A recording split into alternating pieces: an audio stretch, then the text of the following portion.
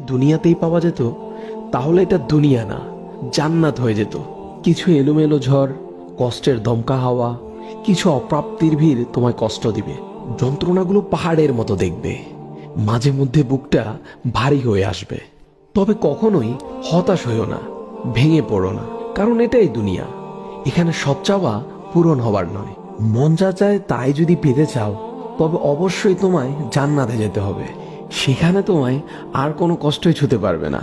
এই যে ছোটখাটো কষ্টগুলো তোমায় আঘাত করে, এগুলো মূলত তোমায় জান্নাতের নিকটবর্তী করে এবং আল্লাহর সন্তুষ্টির দিকে দ্রুত গতিতে নিয়ে যায়।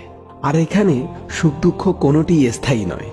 এখানকার সবকিছুই সাময়িক, আর আখেরাত হলো চিরস্থায়ী। সেখানকার সুখ দুঃখ চিরস্থায়ী।